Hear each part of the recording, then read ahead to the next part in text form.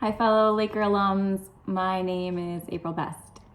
I'm a Grand Valley graduate from 2013 with a master's degree in English.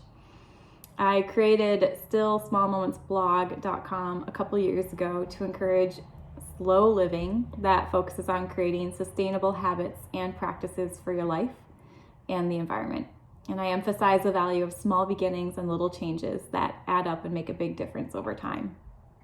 One of my passions includes using a paper planner, and I'm here to share some reasons and ways to keep an old-fashioned agenda.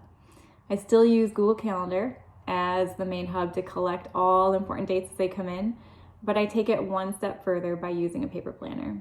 So here are 3 reasons to use a paper planner. Number 1, it forces you to slow down. Our culture glorifies busy, nonstop lives, but living a full life is not the same as living a busy life. And writing things down on paper is a slow method. And this practice gives your heart and mind space to process how much you're actually doing and whether there's enough margin in your days to thrive rather than survive. Number 2, it provides space to write down important priorities that matter but may not make it into your Google Calendar. For example, friends' birthdays, times to move your body, things you need to do but aren't necessarily appointments or events. And sometimes what matters most during the day isn't something that you slot into a time frame. It deserves your attention, and writing it down makes you accountable to focus your energy and time in its worthy direction. It's a tangible spot, this is the 3rd reason, that actually holds the past, the present, and the future. Being able to flip back and remind yourself of something important that happened or to clarify details about a past situation can be incredibly helpful. It keeps you grounded in the present because opening up every morning to remind yourself of what the day holds is a really good ritual. And it also allows you to look at the upcoming week and month to see with a glance how you're spending your most valuable resource, time. Sometimes it's useful to see an example to get your creative juices flowing to figure out how you could structure things in a way that works for you and your life. So I'm going to share how I do it. On Saturdays, I sit down with my coffee and fill in all the events, all the birthdays, all the appointments, and other plans on the dates side of my agenda. And the date side is just a super simple, clean setup.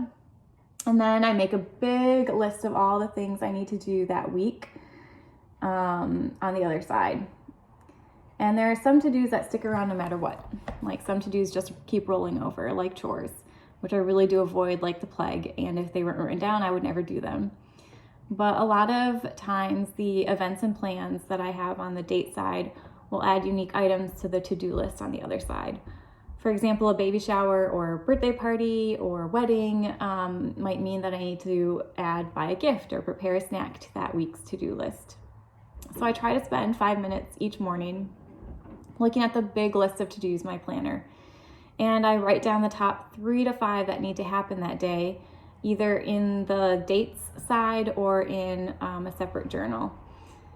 I try to focus my energy and attention on just those items and ignore the rest of the things on the big to-do list. It's not always easy to leave the urgent for the important, but I found that the practice of writing down my actual priorities every day, it frees me to say no when I need to, but it also empowers me to say yes when something big and important forces me to clear the rest of the day. Thanks so much for sharing your time with me and diving into the benefits and minutia of keeping a paper planner. Until next time.